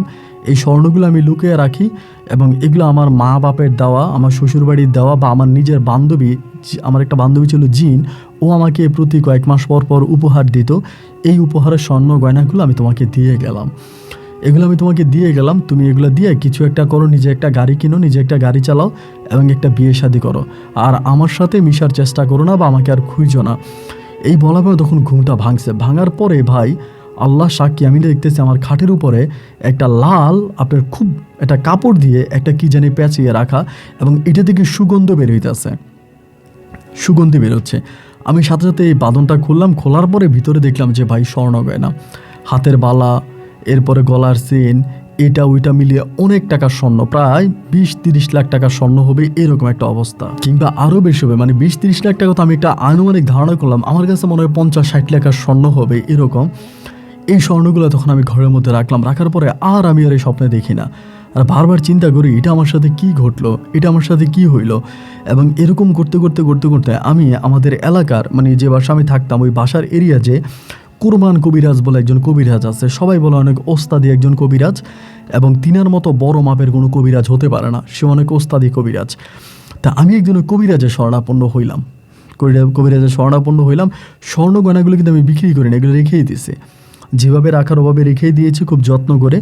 আমি তখন কবিরাজের কাছে গেলাম, কবিরাজের কাছে গিয়ে কবিরাজরা বললাম যে দেখেন এই ঘটনা, এই ঘটনা কিন্তু আমি স্বর্ণ গয়নার কথা বলি নাই। পরে কবিরাজ আমাকে বলে আপনি সব কিছু খুলে বলেন। পরে আমি সব কিছু খুলে তারা বলি, এবং স্বর্ণ গয়নার কথাগুলো পর্যন্ত বলে আমাকে এইভাবে স্বর্ণ দেওয়া যায়। পরে কবিরাজ আমাকে বলে আমাকে স্বর্ণগুলো দেখতে হবে, দেখা ছাড়া আমি কিছু বলতে পারবো না। এর পরের দিন আমি এই স্বর্ণগুলো নিয়ে কবিরাজের কাছে আবারও যাই, উনি আমাকে দিয়ে উনি এগুলো হাতে নেয়। হাতে নেওয়ার পর উনি বলে যে ঠিক আছে আপনি নিয়ে যান, তবে আপনি কী চান? আমি বললাম যে দেখেন আমি মায়াকে বিয়ে করছি, ও পরি হোক, জিন হোক, বা যাই হোক, আমি ওর সাথে সংসার করতে চাই, আমি চাই ওকে ফিরে পেতে। ও একটা পরি হোক, জিন হোক, আমার কোনো সমস্যা নাই, আমি ওর সাথে সংসার করব। ও পরি হওয়ার পরেও যদি আমার সাথে দীর্ঘ 1 বছর সংসার করতে পারে, তাহলে বাকি জীবনটাও আমার সাথে সংসার করতে পারবে, আমি ওকে চাই।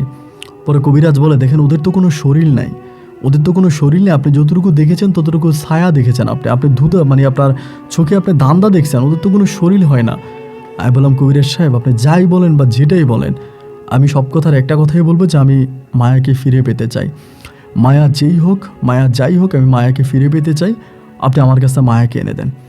তো কবিরাজ আমারে বলতেছেন আচ্ছা ঠিক আছে সমস্যা নাই, যেহেতু এরকম করে আপনি বলতেছেন আমি দেখি কী করা যায়, আপনি 3 দিন পরে আসেন। 3 দিন পর আমি কবিরাজের কাছে যাওয়ার পরে কবিরাজ আমাকে বলে যে ঠিক আছে আমি ওরে হাজির করতেছি, আপনি ওর সাথে কথা বলেন। এই বলার পরে একটা ছেলের মাধ্যমে কিছুক্ষণের মধ্যে প্রায় 2 থেকে 3 মিনিটের মধ্যে হঠাৎ করে ছেলেটার মাধ্যমে আমার ওই পরীটাকে, যার নাম ছিল মায়া, মায়েরা হাজির করে। হাজির করার পরে ছেলেটা খুব রাগান্বিতভাবে আমার দিকে তাকায় থাকে এবং মায়া, সেম মায়ার কণ্ঠে, অবিকল মায়ার কণ্ঠে আমাকে বলতেছে যে আমি না বলছি তোমাকে আমাকে না ডাকার জন্য, আমাকে না খোঁজার জন্য, তুমি আমাকে ডাকলা কেন, আমাকে খুঁজলা কেন? তুমি তোমার জীবনে চরম ক্ষতি করেছো, এই ক্ষতিপূরণ তোমাকে সারা জীবন দিয়ে যাইতে হবে, তুমি এটা ভুল করছো, আমাকে কেন আনছো? কবিরাজ তখন ধমক দিয়া বলতেছে যে এই শোনো, এই তুমি এরকম করতেছো কেন? তুমি এই ছেলেটাকে পাগল বানাই দিচ্ছ কেন? 1 বছর সংসার করার পর ছেড়ে গেলা কেন? মায়া তখন হাসতে হাসতে বলে ছেড়ে যাব না তো কি করব বলেন, আমার কি কোনো শরীর আছে? আমি এই লোকের সাথে সংসার করতে পারবো? এর সাথে সংসার করা কি আমার সম্ভব? কবিরাজ তখন বলতেছে যদি এটা এখন বুঝো তখন বুঝো নাই কেন? এই ছেলেটার অপরাধ কি? তার যেভাবে ঘুরাইতেছো, কখনো তুমি, কখনো এই, কখনো সেই। তো এরকম করার পরে কবিরাজ বলতেছে আমি যেভাবেই হোক তোমাকে আমি আবারও জীবিত করব, তোমাকে আমি আবারও আনবো, এই ছেলের সাথে তোমাকে আমি জোর করে সংসার করাবো। মায়া তখন বলতেছে, আমাকে বলে যে খলিল তুমি কবিরাজের কথা শুনে নেই, কবিরাজ ভণ্ড। এটা বলার পরেই কবিরাজ তখন ওই ছেলেটার গলা চেপে ধরে ও তখন চলে যায়। পরে কবিরাজ আমারে বলতেছে ও তো চলে গেছে, আচ্ছা সমস্যা নাই, আমি ওর আইনা দিতে পারবো, আমি আইনা দিতে পারবো, কিন্তু আপনি থাকেন কোথায়, আপনার বাসার ফুল ঠিকানা আমাকে দেন। পরে বাসার ফুল ঠিকানা দিছি, দেওয়ার পরে কবিরাজ আমার কিছু তাবিজ দিল, হাতে পায়ে কিছু তাবিজ দিল, তাবিজগুলো পরাই দিল, বললো যে তাবিজগুলো কোনোদিনও খুলবেন না, যেরকমই পরিস্থিতি হোক, যতই খারাপ পরিস্থিতি হোক, তাবিজগুলো কখনো খোলা যাবে না। আমি এই তাবিজগুলো পরে তখন আবার গাড়ি চালাইতাম, তো মাঝে মাঝে গাড়ি চালাইতে অনেক সমস্যা হইতো। আমি দেখতাম যে সামনে ধরেন আপনার বিশাল একটা সাপ দাঁড়িয়ে আছে, এরকমও দেখেছি অনেক দিন। গাড়ি চালাইতেছি, সামনে একটা সাপ দাঁড়িয়ে আছে, আমি সাপের মধ্যে গিয়ে লাগাই দিছি। আর কবিরাজ কিন্তু আমাকে বলছে যে ওই মায়া আমাকে অনেক ক্ষতি করার চেষ্টা করবে, বিভিন্নভাবে ক্ষতি করবে, বা আমার কাছ থেকে আসতে চাইবে না, আমাকে ভয়ভীতি দেখাবে, যাতে ওই ভয় পেয়ে আমি মায়াকে যাতে আমার কাছে না আনি। এই জন্য কিন্তু মায়া আমাকে ভয় দেখাবে, আমি যাতে ভয় না পাই। কবিরাজ আমাকে বলে আপনি কিন্তু ভয় পাবেন না। আমি ঠিক আছে ভয় পাবো না, অনেক ভয় দেখায়। মাঝে মাঝে গাড়ি গ্যারেজে রেখে বাসায় যেতেছে, 20-30টা কুকুর চারপাশে ধরে আমারে, মানে খুব ক্ষতি করে আমার। এত ক্ষতি করার পরেও আমি এরপরও সামনের দিকে যাচ্ছি যে দেখা যাক কী হয়। এরপর আমি আবারও বাসায় যেতেছি, এভাবে 15-20 দিন পর্যন্ত ঠিক থাকে, এবং 15-20-25 দিন পরে যে আমার কী হয় আমার আর কোনো কিছু খেয়াল নাই। এবং লাস্ট কিছু স্মৃতি আমার মনে আছে যে আমার এরকম হয়েছিল, আমি খাবার খাইছি তো আমি ভুলে যাই, গাড়ি চালাইতেছি তো আমি অ্যাক্সিডেন্ট করে বসি, মানে মারাত্মক কিছু চেঞ্জ আমার মাঝে আছে, মানে পরিবর্তন আমার মাঝে আসে, যেগুলোর জন্য আমি পাগলের মতো হয়ে যাই। আমিও সহ্য করতে পারি না যে কেন আমার সাথে এরকমটা হইতেছে বা কী কারণে হইতেছে, আমি না বুঝতে পারতেছিলাম না। এরকম করেই দিন রাতগুলো কাটতেছে, এমনভাবে সময়গুলো কাটতে কাটতে একটা পর্যায়ে আমার হঠাৎ স্মৃতিশক্তি লোপ পায়। মানে স্মৃতিশক্তি লোপ পায় বলতে আমি কবিরাজের কাছে যাইতাম, কবিরাজ আমাকে তাবিজ পরাই দিত, পানি পরায় খাওয়াইতো, এটা করতে, এরকম করতে করতে আমার আর কিছু মনে নাই।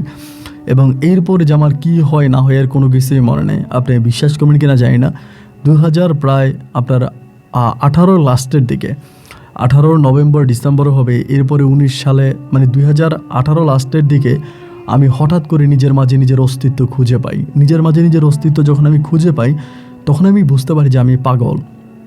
আমি রাস্তায় ঘুরি, আমার মানে এরকম মানে শরীরে কোনো কাপড় নাই, মানে খুবই খারাপ একটা অবস্থা, রাস্তায় ঘুরতেছি, এবং রাস্তায় এরকম ঘোরাফেরা করতে করতে আস্তে আস্তে করে আমার নিজের মাঝে চেঞ্জ আসে, কিরে আমি এখানে কেন? এবং এরই মাঝে আমি কাপড় চোপড় পরতে শুরু করি, মানুষের সাথে ভালো ব্যবহার করি, এবং এই করতে করতে আমি জানতে পারি ঢাকা শহরে যে জায়গাটা আমি পাগল অবস্থায় ছিলাম তাদের মাধ্যমে, যে আমি প্রায় 9 বৎসর মতো পাগল ছিলাম। প্রায় 8-9 বৎসরের মতো আমি পাগল ছিলাম, এরকম সবাই বলতেছে যে এরকম পাগল অবস্থায় ছিলাম। তো কত বৎসর যে আমি পাগল ছিলাম, এই পাগল অবস্থায় আমি ঘুরতেছি ফিরতেছি, সবাই বলতেছে আমি পাগল ছিলাম। পরে আস্তে আস্তে ঠিক হওয়ার পরে কেউ আমার টাকা দেয়, কেউ পয়সা দেয়, সবার কাছ থেকে একটু সাহায্য নেই, এবং সাহায্য নেওয়ার পরে আমি তখন আস্তে আস্তে করে কবিরাজে শরণাপন্ন হই। কোরবান কবিরাজের কাছে গেলে কবিরাজ আমার বলে এই পরি নাকি আমাকে পাগল বানাই দিছে, বলে পরি তোমার ব্রেন নষ্ট করে দিছে, পরি তোমাকে পাগল বানাই দিছে। এরপরে ধরেন আমার ঘরে যে গয়নাগাটিগুলো ছিল ওই গয়নাগাটি আমি পাই নাই, এবং ওই বাসাও আরেকজনকে ভাড়া দিয়ে দেয়। তো সেখানে দারোয়ানের মাধ্যমে আমি জানতে পারি এই অনেকবার নাকি 2-3 বার নাকি ওই কবিরাজ আমার সাথে ঘরের মধ্যে আসছে, কিন্তু কবিরাজ যে আমার সাথে আমার ঘরে আসছে এর কোনো স্মৃতি আমার মনে নেই। কিন্তু কোরবান কবিরাজ যে আমার সাথে আমার ঘরে আসছে এর কোনো স্মৃতি আমার মনে নেই। কিন্তু দারোয়ান সে বলে যে ওনাকে অনেকবার আসছিল। পরে এই দারোয়ানও বলে আমি আপনারা অনেক খাওয়াইছি, আপনারা আমার পাশে আপনারা অনেক বসেছিলেন, আপনারা টাকা চাইছেন, টাকা দিচ্ছি, বন খাওয়াইছি, ভাত খাওয়াইছি, এগুলো বলে কোনো কিছু আমার মনে নেই। পরে একটা পর্যায়ে ওই বাসারও ভাড়া হয়েছে এবং আমি তখন এই পাগলের মতো রাস্তায় ঘুরি। তো আমার এই গল্প আমি যাদেরকেই বলি বা যাকেই বলি অনেকে আমাকে বলে যে এই কবিরাজ আমার সাথে বেইমানি করছে। অনেকেই বলে কবিরাজি বেইমানি করে আমার কাছ থেকে আমার গয়নাগাটিগুলো নিয়ে নিছে, কবিরাজি আমাকে পাগল বানাই দিছে। আবার অনেকেই আছে, অনেকের কাছে আমি যখন এটা শেয়ার করি অনেকে আমাকে বলে যে না ওই জিনটাই আমাকে সত্যিকার অর্থে পাগল বানাই দিছে। মানে এক একজনে এক এক কথা বলে। কেউ বলে কবিরাজের দোষ, কেউ বলে ওই পরীটার দোষ। আসলে কার দোষে আমার জীবন থেকে 9টা বছর হারিয়ে গেল আমি না সেটা বুঝতে পারলাম না। এবং এখনও অনেক কবিরাজের কাছে গেলে এক এক কবিরাজ এক এক কথা বলে। কেউ বলে ওই পরীটা পাগল বানাইছে, কেউ বলে ওই বেটা আমার কাছ থেকে গয়নাগাটিগুলো নিয়ে যাওয়ার জন্য আমাকে পাগল বানাই দিছে। তো আদৌ তো আমার সাথে কী হয়েছে আমি জানি না। তো এখন আমি জীবনের যে পর্যায়ে দাঁড়িয়ে আছি বা যে জায়গায় দাঁড়িয়ে আছি মৃত্যুর খুব কাছাকাছি। আমি শারীরিকভাবে অনেকটা অসুস্থ, আমি নিজে চিকিৎসাও করতে পারি না। আমি এক কথায় বলতে গেলে এখন আমি ভিক্ষাই করি, আমি গাড়িও চালাইতে পারি না, আমার শারীরিক সেই অবস্থাও নাই। তো কি হইলো আমার সাথে বা কেন হইলো এই সমস্ত কিছু আমি জানি না। আমি আমার পরিবারের কাছে যাই, আমার আব্বা আম্মার আমার পরিবারের কাছে। আমার বাপ তো মারাই গেল, আমার মাও মারা গেল, তো ভাইরা আমার কোনো সম্পদ দেয় না। আমার আব্বার যে জায়গায় সম্পত্তি আছে সেগুলো আমার ভাইরা দখল করে নিয়ে নিছে। আমি যে তাদের ভাই ওই আমাকে পরিচয়ও দেয় না। এবং বর্তমানে আমি কোথাও এই কাজ করি, কখনো এই কাজ করি, ভিক্ষা করি, এটা করি ওইটা করি, খুব কষ্ট করে নিজের জীবিকা চালাচ্ছি, আসলে বলে বোঝাতে পারবো না। তো আপনার গল্পগুলো মাঝে মাঝে রাতের বেলায় শুনে রাস্তার পাশে শুয়ে ভালো লাগে যে আপনি কথাগুলো বলেন। ওখান থেকে আমার জীবনে ঘটে যাওয়া ঘটনাটা আপনার সাথে শেয়ার করলাম। যদি পারেন আপনি আমার গল্পটা রেকর্ড করবেন, আমি তো গরিব মানুষ, আর যদি পারেন আমার গল্পটা রেকর্ড করবেন, আমি আমার গল্পটা আপনার মুখে শুনলে খুব খুশি হব। আপনি ভালো থাকবেন আপন ভাই, আপনার জন্য দোয়া রইল। আমি গরিব, আমার দোয়া জানি না আল্লাহ কবুল করবে কিনা। আমি আল্লাহর কাছে হাত তুলে দোয়া করে আল্লাহ যেন আপনাকে নেক হায়াত দান করে। ভালো থাকবেন, আসসালামু আলাইকুম।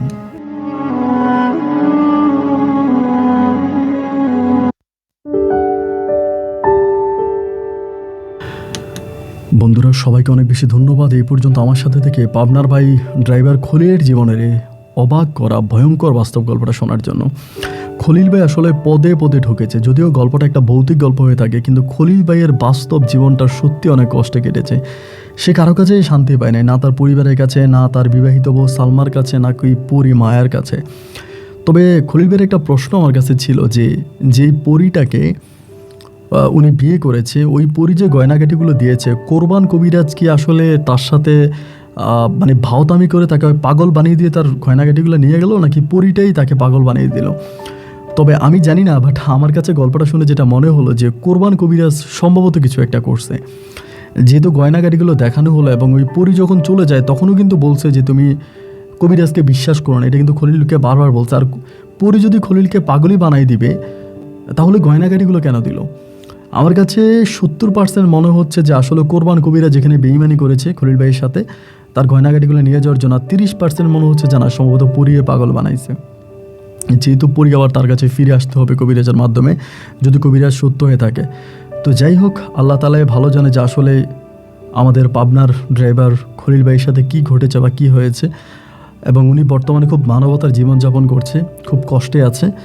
এবং আমি একটা সাজেশন দিয়ে রাখি, অনেকেই হয়তো কমেন্ট বক্সে লিখবে আমি খলিল। আপনারা কিন্তু কোনোভাবেই কোনো প্রতারণার শিকার হবেন না।